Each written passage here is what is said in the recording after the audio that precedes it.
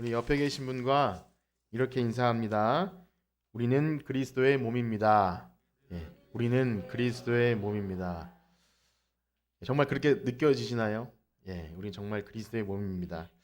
지난주에부터 우리는 2022년 새해를 맞이하면서 이제 몇 주간에 걸쳐서 우리 믿음 생활에 있어서 너무 중요하지만 가까이 있어서 잘 다루지 않은 이 교회에 관한 이야기를 하기 시작하였습니다. 이 교회의 의미에 대해서 바로 알아야 될 이유는요. 그저 우리 교회가 사람들이 흔히 생각하는 잘 되고 부흥돼서 이제 가득 채우고 이런 의미로 하는 목적이 아닙니다. 이 교회는요.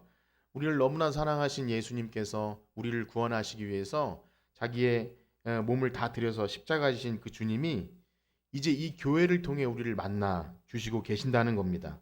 그래서 그 교회를 통해서 영적인 공급을 받고 우리 신앙에 성장할 수 있도록 지금도 이 교회를 통해 역사하신다는 것입니다. 그러나 요즘에 사회에서 바라보는 교회의 문제들, 또 교회 안에서 발생하는 문제들, 또 개인적인 신앙의 문제들, 이런 모든 것들의 중심에 이 교회가 도대체 무엇인지를 몰라서 발생하는 경우가 굉장히 많고요. 또 이 교회가 무엇인지 몰라서 다른 해결책을 제시해 줍니다. 정말 유익되는 해결책이 아니라 신앙생활에 매우 치명적인 악영향을 끼치는 그러한 해결책을 제시해 주기도 합니다. 그러나 우리 믿음 생활에는요, 이 교회 공동체를 빼놓고는 결코 이루어지지 않고요. 여러 가지 문제 해결책도 교회를 떠나서는 바른 대안이 나올 수가 없습니다. 또한 궁극적으로 우리가 들어가게 될 그 하나님의 나라, 이 땅에 임하게 될 그 하나님의 나라도 이 교회 안에서 연습되어져야 합니다. 우리가 하나님 나라의 백성인데 이 교회 안에서 그것이 전혀 관계없이 살아가다가 하나님 나라 간다는 건 이건 맞지 않는 것이죠. 그러므로 우리가 이 시간들을 통해서 우리의 믿음이 더욱 바르게 정립되기를 축복합니다. 우리가 믿음이 그렇게 세워지면 그리스도의 몸된 교회가 바로 세워지고요. 또 우리를 사랑하셔서 자신의 몸을 다 주신 예수님, 그 예수님의 이름이 정말 우리 교회를 통해 온전히 영광 받을 줄 믿습니다. 자, 여러분 다 구원받은 성도님들이시죠? 네, 우린 다 그렇습니다. 정말 구원받은 분들인데 우리가 정말 이 진정한 그리스도인, 내가 정말 나는 구원받은 신자라 여기신다면 우리를 사랑하신 그 예수님께서 교회의 머리 되시기 때문에 우리는 그 몸에 붙어 있는 지체로서 그 교회를 사랑하지 않을 수 없는 것입니다. 오늘은 그 교회의 사랑에 관한 이야기인데요. 그래서 우리가 오늘 방금 읽은 본문에 보면요. 예수님께서 베드로에게 이 반석 위에 내 교회를 세우시겠다. 이 본문을 좀 이렇게 좀 말씀드리면 좋겠지만 중요한 건 오늘 내 교회라는 부분인데 사실 이 반석이 베드로 자체가 아니라 베드로의 신앙 고백이죠. 주는 그리스도시요 살아계신 하나님의 아들이십니다. 그 예수님에 대한 온전한 신앙 고백 위에 이 교회를 세우신다는 거예요. 그런데 여기 특별히 내 교회라, 즉 나의 것으로 그렇게 표현합니다. 그렇기 때문에 우리는요, 이 교회에 소속되어 있다는 것은 예수 그리스도와 신비한 연합 속에 있는 거예요. 여기서 그것을 많이 경험하셔야 되고 그것을 통해 은혜를 누리셔야 합니다. 그러므로 교회에 대한 사랑 없이는 주님을 사랑한다고 말할 수가 없는 거예요. 교회에 대한 사랑 없이 주님을 사랑한다고 말할 수 없고 나는 개인적으로 신앙이 매우 좋고 나는 구원의 확신이 있다고 하면서 만약에 교회에 대한 사랑이 없다면 참 신자가 아닌 것입니다. 그러므로 우리 교회에 대한 사랑의 정도는요. 여러분들의 영적 상태의 척도가 되는 것입니다. 어떠십니까, 여러분? 내 교회에 대한 사랑의 그 정도는 내 영적 상태의 척도가 되는 거예요. 그래서 교회를 사랑하지 않는 사람들은 영적으로 병든 사람과 같습니다. 교회에 대한 문제가 심각하게 있거나 내가 교회에 대한 사랑이 식었다면 지금 내 영적 상태가 굉장히 심한 문제에 있다. 이렇게 여기시면 돼요. 그래서 교회를 통해 주시는 하나님의 은혜와 축복을 누리지 못하고 우리 믿음에 굉장히 치명적인 악영향을 받을 수밖에 없습니다. 그리고 어떤 경우에는 그런 내가 느끼는 그런 것들을 내 주변에 특별히 집에 있는 자녀에게 그것들을 이렇게 부정적인 얘기를 심어 주어서 참 아직은 자라나야 될 자녀들에게까지 악영향을 줄 수 있다는 것입니다. 그러므로 우리에게 맡겨주신 자녀이잖아요. 아니면 뭐 자녀가 아니라 할지라도 내가 집에서 같이 살고 있는 가족은 하나님이 우리에게 섬기라고 주신 정말 귀한 존재인데 나를 통해서 교회에 대한 그런 부정적인 이야기가 들려지게 될 때 굉장히 그 사람의 신앙까지도 굉장히 치명적인 영향을 미치는 거죠. 그래서 여러분 교회에서 혹시 목사님이나 장로님, 집사님에 대해서 혹은 마음에 안 드는 일이 있다 할지라도 집에 가서 여러분 흉보는 일은 결코 하지 않기를 축복합니다. 네. 네. 마음속으로만 갖고 있고 기도하고 그러셔야 돼요. 그것은 그 사람에게 악영향을 줍니다. 다른 선입견을 주고요. 굉장히 위험한 일입니다. 혹시 교회 밖에 사람들이 교회의 문제에 대해서 비웃고 욕할 수 있습니다. 그 사람들은 교회에 대해 모르니까요.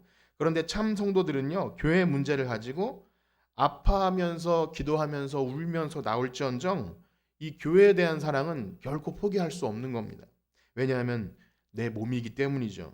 정말 교회 문제를 가지고 아파하며 기도하는 분들이 많아질 때 그 교회는요, 결국 그 문제를 딛고 일어서서 하나님께 더 영광 돌리는 그런 공동체가 될 것입니다. 왜냐하면 교회는 주님의 몸이기 때문입니다. 그 사실을 자꾸만 생각하셔야 돼요. 그래서 오늘 그 교회의 어원적 의미를 잠깐 살펴볼 텐데 우리 16장 18절 말씀을 다시 한번 읽어보겠습니다. 시작. 또 내가 내게 이르노니 너는 베드로라. 내가 이 반석 위에 내 교회를 세우리니 음부의 권세가 이기지 못하리라. 아멘.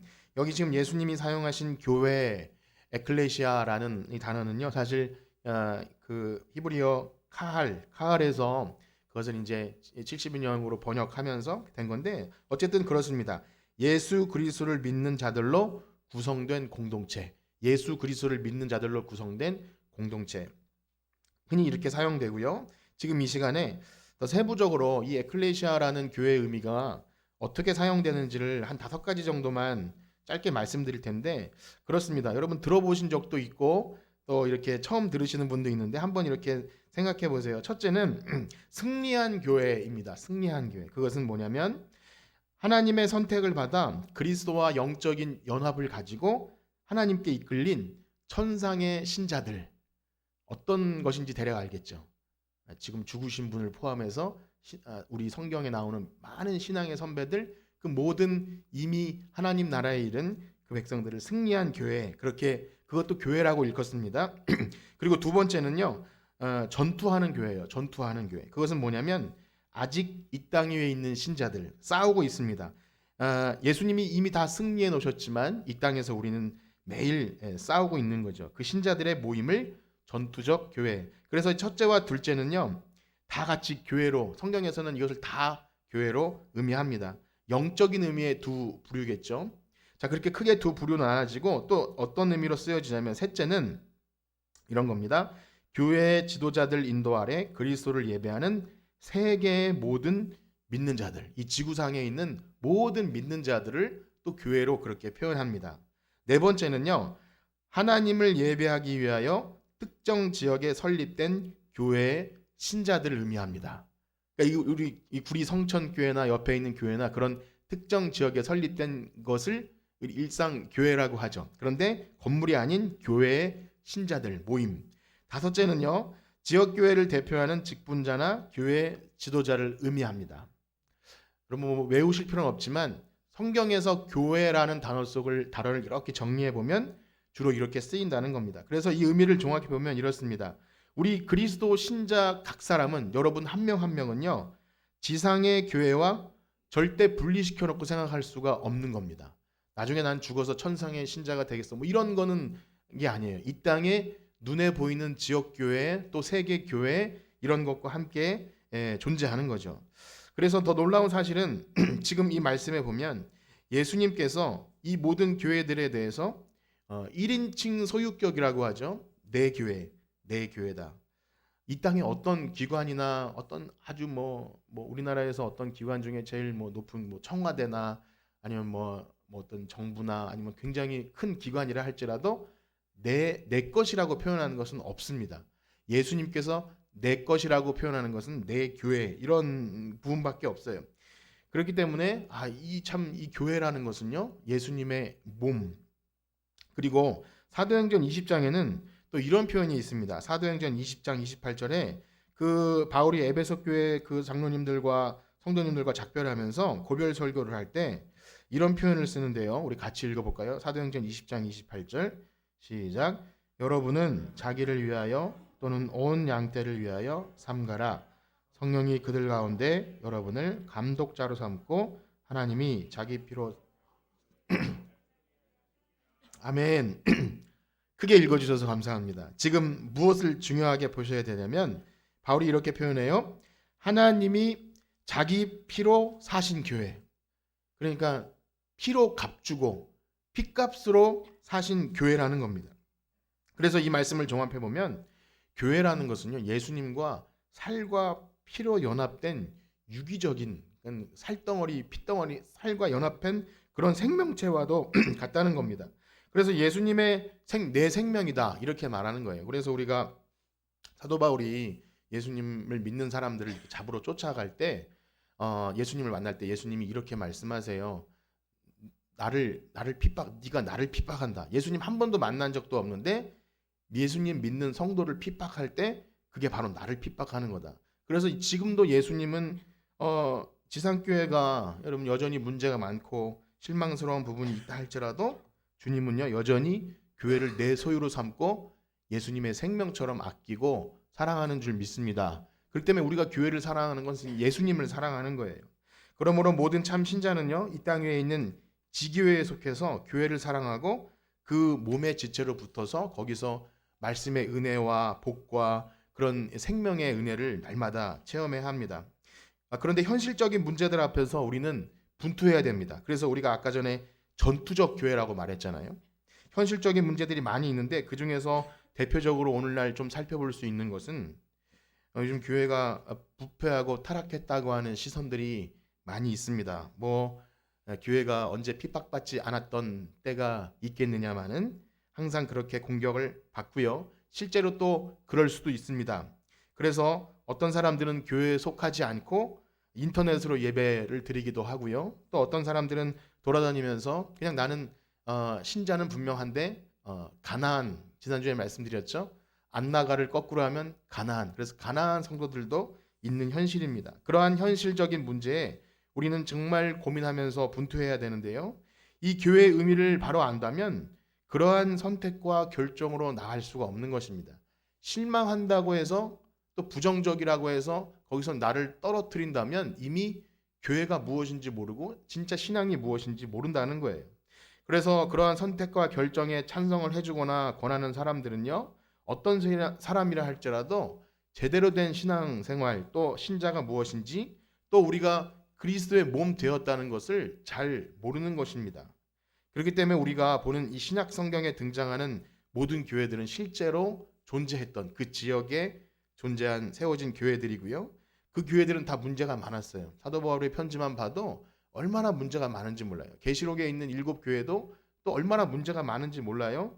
그러나 하나님은요 그 실제하는 교회를 통해서 하나님의 구원 역사를 이루어 가신 줄 믿습니다. 그래서 그 안에 직분자를 세우고 또 교제하고 구제도 하고 복음도 전하고 떡도 떼면서 거기서 이 교회 안에서 참 신자로 하나님을 영화롭게 한 것이죠. 그러하기에 우리는 이 성경에 기초한 교회에서 보이는 교회의 최소한의 외적인 표지를 아셔야 됩니다. 오늘은 그 부분만 말씀드리고 또 다음 주에 말씀드릴 텐데 교회라고 한다면 첫 번째로는요. 그 표지가 하나님의 말씀을 바르고 순결하게 전하고 공급하는 것입니다. 그 교회라고 한다면 하나님의 말씀이 지금 제대로 전달되고 있는가?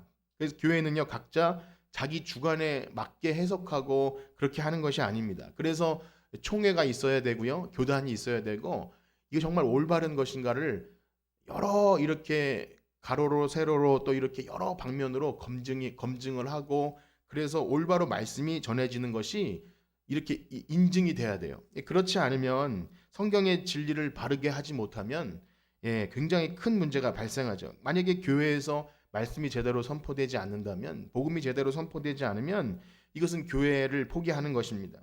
두 번째 표지는요, 이것입니다. 주님이 정하시고 명하신 성례. 성례는 무엇이죠? 세례와 성찬입니다. 이것이 행해져야 진짜 교회인 거예요. 성례는요, 하나님께서 말씀을 보이는 형태로 만들어주신 굉장히 유일한 겁니다. 예수님께서 특별히 지정하신 거예요. 이건 참 특별한 건데 예수님이 다시 오실 때까지 이것을 기념하여 지키라 이렇게 말씀하셨어요. 그렇기 때문에 실제로 우리가 성찬식을 해보지만 이거 혼자 할 수가 없는 겁니다. 혼자 집에서 빵하고 이렇게 해놓고서 내가 예수님의 살과 피를 먹습니다. 이것은 의미가 없는 것이 공동체가 하는 거예요. 그리고 이렇게 정말 뭐랄까요, 자격을 갖춘 사역자가, 목사가 이렇게 성례를 집례하고 그렇게 할 때 그것에 이제 의미가 있는 거죠. 왜냐하면 우리 개혁교회는 이 성찬이 카톨릭이나 어떤 그런 데처럼 그것을 먹음으로 뭔가 우리 몸에 변화가 일어나거나 그런 것이 아닙니다. 상징이죠. 상징이지만 그것에 우리가 예배를 드리는 것처럼 그 의미는 우리가 예수님과 함께 피와 살을 나눠 먹은 같은 몸입니다. 이것을 하는 거기 때문에 공동체 안에서 할 수 있는 것입니다. 그러므로 어떤 선교 단체나 여타 어떤 데는 목사님이 없는 데도 있어요. 이 동네에도 그런 분을 만났는데 우리는 직분도 없고 목사도 없고요. 그냥 우리는 다 똑같은 성도예요. 그래서 다 이렇게 한대요. 굉장히 행복하고 즐겁게 신앙생활을 합니다. 그런데 그 취지는 알겠어요. 그렇지만 거기를 참 교회라고 할 수 없죠. 제대로 된 말씀이 어떻게 개인적으로 성경을 해석해도 누가 이것을 맞는지 안 맞는지를 아무도 할 수 없고 성찬도 이루어지지 않고 성례도 없다면 이건 예수님이 지정하신 건데 이것을 부인한다면 교회일 수 없는 거죠. 그리고 세 번째는요. 이게 굉장히 중요한 건데요. 이 권징입니다. 권징 들어보셨나요, 여러분? 저도 사실 교회의 권징, 이것은 처벌이라는 뜻입니다. 이런 이야기를 들을 때 부정적인 생각이 많이 있었습니다. 왜냐하면 교회는 사랑이 있는 곳이잖아요. 무슨 정죄하고 비판하고 저 사람이 잘못된 것을 이렇게 하는 것에 대해서 쉽지 않습니다. 그러나 여러분, 교회가 순결함을 지키고 교리를 바르게 보호하고 또 성찬을 보호하기 위해서 권징을 신실하게 시행하여야 합니다. 특별히 이단들의 공격, 또 세속의 어떤 영의 공격, 그런 것들에 대해서 제대로 된 길을 알려주지 않으면 교회의 순결함을 잃어버릴 수 있는 거죠. 사실상 오늘날 권징이 신실하게 시행되는 경우는 거의 없습니다. 시행된다 할지라도 감정 다툼일 수 있어요. 들려오는 소식에는 내 의견과 맞지 않은 어떤 교인이나 이런 경우에 이렇게 좀 정치적인 문제로 되는데 아마 이런 두려움이 있겠죠. 이렇게 안 되는 이유는 인간적인 마음일 것입니다. 한 사람의 신자가 제대로 신앙생활하지 못하고 어찌 보면 사회적으로 도덕적으로 윤리적으로도 옳지 못함에도 불구하고 만약에 그것에 대해서 권징이라는 것을 했을 때, 권징은 이 치리회인 당회에서 할 수 있는 것인데 만약에 그걸 실제로 했다고 해보세요. 결과는 거의 불보듯 뻔한 거 아닙니까?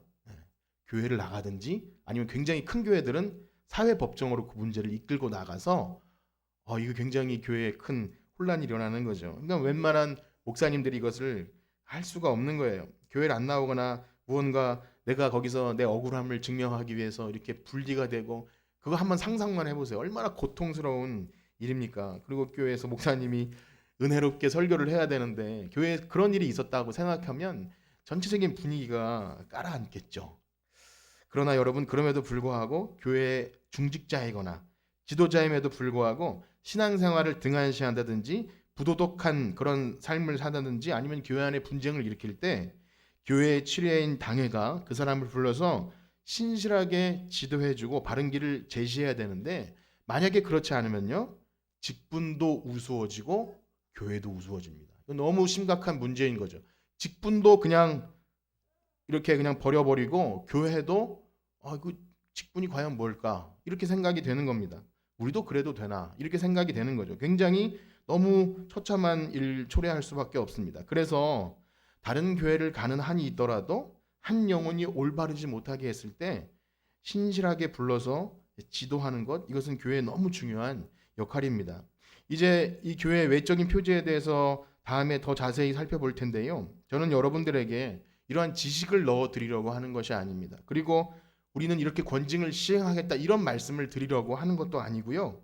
이 말씀의 목적은 우리로 하여금 교회를 바로 알아야 우리의 신앙이 제대로 성장할 수 있다는 것입니다. 이것을 우리가 제대로 모르면 예수님 사랑해요, 이렇게 노래는 잘할 수 있어도 주님을 주여 이렇게 주님이라고 하면서도 그 몸된 교회를 우리가 제대로 알지 못하면 주님을 사랑한다고 할 수 없는 겁니다. 그래서 혹시 그런 일은 없으셔야 되겠지만 여러분들이 권징의 대상이 되었다고 한번 생각해 보세요. 그때 만약에 정말 순종하는 마음으로 근실히 그걸 받으면 하나님 앞에 얼마나 귀한 신앙이 되겠습니까? 불 가운데서 영혼을 건지는 거죠. 만약에 교회가 잘못된 영혼을 그대로 방치한다면, 그래도 나와주는 게 너무나 고마워서 방치한다면 그 사람을 잘못된 길로 가는 겁니다. 여러분, 우리의 기독교 신앙이 이 복음이라는 것이 한 사람이 윤리 도덕적으로 완전해서 거룩한 신자라고 칭하는 것이 아니지 않습니까? 우리의 중요한 복음은 내 잘못을 알아요. 잘못을 알 때 자백하면, 우리가 우리의 죄를 자백하면 하나님은 미쁘셔서 우리를 죄 없다 그렇게 인정해 주셔서 그리스도의 의가 우리의 전가되어서 나는 의인이라는 사실이 여전히 믿어지는 거예요. 그렇기 때문에 우리가 그런 지적을 받아도 제대로 복음을 안 한 사람이면, 아는 사람이라면 네 맞습니다, 제가 죄인입니다, 이렇게 하면 그 사실을 가지고 누가 문제를 삼겠습니까? 그것이 된다면 정말 아름다운 거죠. 그렇습니다. 교회는요 그냥 주기적으로 내가 이렇게 문화 행사처럼 종교 행사처럼 이렇게 출석하는 장소가 아닙니다. 교회는 그리스도의 피로 값주고 사신 신자들의 모임인 줄 믿습니다. 그러므로 혹 여러분 가운데 절대 구경꾼처럼 계시는 분이 있으셔는 안 됩니다. 직분도 받으셔야 되고 봉사도 하셔야 돼요. 그것이 우리의 능력이 있거나 잘나서 하는 것이 아니라 그 일을 할 때 내가 교회의 몸이구나, 예수님을 머리로 삼고 내가 그리스도의 몸된 지체이구나를 확인하는 거예요. 물론 일을 잘해서 시키기도 하지만 교회는 일하는 곳은 아닙니다. 일을 위해서 돌아가는 어떤 단체가 아니라 일을 하는 것은 섬김과 봉사를 통해서 내가 그리스도의 몸임을 확인하게 해주는 거예요. 그래서 교회에서 일을 시키면 여러분 감사하기를 축복합니다. 직분을 받으면 너무 감사하셔야 되고요. 나에게 이런 일을 주셨음을 여러분 기뻐하셔야 돼요. 그러므로 참신자는요 교회 안에서 여러 가지 모양으로 섬기는 것은 당연한 것입니다. 나에게 그런 달란트가 없으면 그런 건 안 하셔도 되지만 나에게 맡겨진 것, 내가 좀 잘할 수 있는 것이 있으면 하는 것은 매우 귀중한 일입니다. 그래서 절대 여러분 스스로를 손님처럼 만드시면 안 됩니다. 그래도 교회에서 세례를 받고 직분을 받고 좀 오래 다니셨다면 초신자는 그것이 가능할 수 있어요. 예를 들면 뭐 급하게 어떤 지역에 출타를 해가지고 자기 교회에서 예배를 못 드리는 분이 교회에서 예배만 드리고 갈 수 있는 건 아닙니까? 그런 분들은 사실 손님이잖아요. 그런 분들에게 우리가 막 이렇게 하지 않아요. 그런 분들은 손님입니다. 그렇지만 만약에 그렇지 않은 경우에 예배 시간에 딱 맞춰서 들어왔다가 축도가 마치기 무섭게 나가시면 절대 안 됩니다, 여러분. 그건 아니에요. 그래서 여러분들이 꼭 교회 안에서 내가 몸이라는 것을 확인하는 그 무엇이라도 하셔야 됩니다. 식사라도 하셔야 되고, 그래도 내가 어떤 목장에 소속되어 있는지를 확인하면서 인사하고, 혹시 내가 섬길 일이 없습니까 하면서 물어보고, 그것은 오래 다니던 직분이 있던 그것을 막론하고 내가 몸이라는 것을 확인하는 거예요. 여러분 꼭 그런 손님이 아니기를 축복합니다. 절대 손님이 되셔는 안 돼요. 내가 딱 시간에 맞춰서 왔다가 이렇게 축도 끝나면 바로 돌아가는 그런 모습은 참 신자라고 할 수 없습니다. 그렇다고 그걸 제가 정죄하거나 이런 것이 아니라 내가 정말 몸인가를 자꾸만 확인하는 어떤 일 가운데 있어야 됩니다. 그렇기 때문에 내가 할 일이 있는가 없는가를 두리번거리면서 믿음의 형제자매들과 영적인 이야기를 나누셔야 돼요.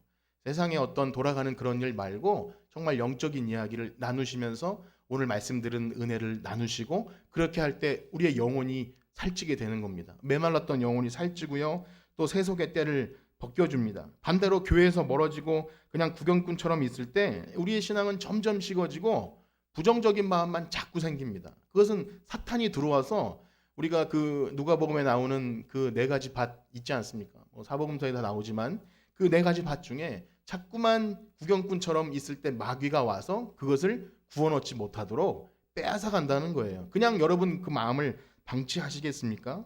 정말 무서운 거죠. 여러분, 이것은 제 개인적인 의견이 아닙니다. 성경에서 말하는 영적 원리인 줄 믿습니다. 그렇기 때문에 정말 진정 구원받고 선택받은 성도들은 이 말씀에 아멘 하면서 자신의 삶을 순종으로 이끌 줄 믿습니다. 자, 그러므로 교회에 대한 사랑은요, 그 어떤 무엇으로도 핑계할 수 없는 거예요. 그러니까 교회에 이런 부정적인 것이 있다, 어떤 문제가 있다, 그런 것 있을 수 있어요. 그런데 정말 신실한 신실한 신자는 문제 앞에서 엎드려서 기도의 자리에 나옵니다. 어떤 문제가 있을 때 정말 정말 좀 그런 세상 말로 정말 예배 드릴 맛이 안 나고 사람들 보기 싫 이런 마음이 들 때 참 신자는 교회에 나와서 엎드리는 거예요. 그렇지 않은 사람은 불평을 덜어놓고 굉장히 미숙한 결정을 내리게 될 것입니다. 여러분, 지상교회는 결함이 있고 불완전합니다. 아까 전에 교회의 구분을 말씀드린 것처럼 천상의 교회가 아닌 지상의 교회는 매일 싸워요. 우리 마귀와도 싸우지만 내적으로도 죄와도 싸워야 되고 날마다 승리를 거둬야 되는데, 그렇기 때문에 이 지상의 교회에서 불완전한 모습이 없다면 진짜 이상한 거예요. 어떤 그런 이상적인 교회를, 어떤 교회가 좋은 교회라고 말하고 여긴 정말 문제가 있고 사랑이 있고 한다는 것은 저는 이렇게 생각이 돼요. 굉장히 자신을 극도로 숨겨서 여기에 되어야만 하는 그런 이중인격자가 아니고서는 편하게 가족처럼 진짜 대하다 보면 자기의 흠이 드러납니다. 드러나지 않는 것이 더 이상해요. 그것을 숨긴다고 해서 숨겨지는 게 아니거든요. 그런데 그것이 발각됐을 때 굉장히 막 나는 원래 그런 사람이 아닌데 저 사람 때문에 그랬다고 그럴 필요가 없는 거예요. 다 알아요. 우리가 모자란 거 다 서로 다 압니다. 근데 그것을 그냥 내어놓는 것, 그렇게 할 때 내 죄가 드러나고 그럴 게 한 몸이 되는 것이 극도로 예의를 갖춰서 어떤 무슨 우리가 어떤 한 번씩만 가는 그런 모임, 그것이 아닌 것이죠. 천국이 아니고서는 그런 곳은 없습니다. 그렇기에 우리가 항상 이 땅의 지상의 교회를 바라볼 때는요, 저 사람도 연약한 인간이구나, 그리고 죄성이 있구나. 그래서 그때 그런 말씀 드린 적이 있어요. 저 사람도 지금 하나님이 만들어 가시는 중이구나. 그렇게 보면 얼마나 귀합니까? 옆에 계신 분과 한번 인사할까요? 하나님이 당신을 만들어 가고 계십니다. 이렇게. 네. 감사합니다. 인사해 주셔서. 우리가 평가하고 판단할 수 없어요. 하나님께서 어떻게 지금 그분의 신앙의 단계가 어디 있는지 모르기 때문에 우리가 쉽사리 판단할 수 없습니다. 오히려 자신의 그러한 약점이 있다는 것을 인식하지 못하고 다른 사람에 대해서 이렇다 저렇다 말하고 교회를 평가하는 자세는 그 안에 사랑이 있다고 말할 수 없는 거죠. 그리스도의 사랑. 왜냐하면요, 우리가 교회 안에서 서로 사랑하는 근거는요, 나에게 있지 않습니다. 내가 사랑이 많고 인격적으로 성숙해서 사랑이 나오는 것이 아니에요. 우리에게는 결코 그런 것이 나올 수 없습니다. 우리에게는 선한 것이 나올 수 없어요. 그래서 어떤 그 목장 리더님께서 그런 기도 제목을 내놓으셨어요. 사랑할 수 있는 좀 힘을 달라고. 왜냐하면 없어요. 우리에게 그런 것이 있다고 하는 건 사실 조금 거짓말이에요. 우리에게 자연스럽게 누구를 친절하게 대하는 건 영업사원이 아니고서는 불가능한 일입니다. 영업사원 하는 분들은 아마 교회에 나오면 그냥 가만히 있고 싶을 거예요. 그렇게 힘들게 일했는데 당연한 거예요. 우리에게 그런 것이 없습니다. 그러나 우리가 사랑할 수 있는 근거는 뭐냐면 우리와 같이 철저한 사랑받을 자격 없는 우리를 먼저 사랑해 주신 예수님, 그분 때문에 우리가 그 사랑에 감동됐다면 사랑할 수 있는 거예요. 여러분, 그 사랑이 있기를 축복합니다. 그러므로 사랑받은 자들이 사랑하는 것이지 어떤 누구에게 사랑을 강요할 수 없는 거예요. 당신은 왜 이렇게 섬기지 않습니까? 혹은 당신은 뭐 이렇게 다른 사람에게 친절을 베풀지 않습니까? 우린 그럴 필요가 없는 거죠. 오히려 그런 마음이 들었다면 내가 그 사람의 마음을 열게끔 해주면 되는 거예요. 저 사람은 왜 이렇게 좀 딱딱하고 좀 인사도 안 하고 이렇게 무뚝뚝하지? 그렇게 느끼실 필요가 없는 거예요. 내가 그걸 느꼈다면, 내가 정말 주님께 사랑을 받은 사람이 맞다면 내가 그렇게 하면 되는 것이고 사랑으로 그 허물을 덮어주는 것이죠. 그렇습니다. 우리는 신자이지만 완전할 수 없어요. 물론 교회 안에는 여러 가지 뭐 이런 말씀드리면 너무 죄송하지만 양의 탈을 쓴 일이 뭐 큰 교회나 가는 양의 탈을 쓴 일이 혹은 뭐 이단들도 많이 들어와 있다 그래요. 그 교회 가면 알곡과 가라지가 있을 수 있죠. 그래서 뭐 그런 얘기 들을 때 참 끔찍하지만 교회를 분열시키고 그런 경우가 있다고들 합니다. 그러나 그럼에도 불구하고 우리가 교회를 사랑하지 않아도 되는 이유가 될 수가 없습니다. 그렇다 할지라도 그런 이유가 정당성을 부여되지 않습니다. 왜냐하면 우리 주님께서 제자들을 사랑하셨는데 끝까지 사랑하시죠. 자기를 팔자가 누구인지를 알면서도 끝까지 사랑하십니다. 예수님이 그렇게 하셨다면 그 몸에 붙어있는 지체인 우리가 예수님을 사랑한다면 그렇게 해야 되지 않겠습니까? 예, 그것은 여러분들에게 강요하는 것이 아니라 받은 사랑이 있다면 그런 우리가 되기를 축복합니다. 저는 오늘 이렇게 말씀을 마치겠습니다. 주님은요, 오늘 교회를 가리켜 내 교회라고 하셨어요. 내 교회. 주님은 너무나 사랑하셔서 오늘도 우리 예수님은 변함없이 우리 성촌교회 주님의 생명을 걸고 예수님의 생명을 걸고 사랑하시며 보호하신 줄 믿습니다. 그러하기에 오늘 진정 그리스도의 몸된 지체로 부름받은 성도들이라면 이 공동체에서 내가 혹 오해를 받고 혹은 내가 일을 했음에도 아픔을 겪고 손해를 겪는다 할지라도 교회를 끝까지 사랑해야 할 줄 믿습니다. 그것이 우리 교회의 몸된 교회 성도들이고 합당한 바이고 하나님은 그들을 붙들어서 하나님의 도구로 사용하실 줄 믿습니다. 우리 옆에 계신 분과 한번 인사할까요? 교회를 끝까지 사랑합시다. 예, 한 번 더 합니다. 예수님을 끝까지 사랑합시다. 아멘. 우리 찬송 드리시며 봉헌하도록 하겠습니다. 찬송 208장. 예.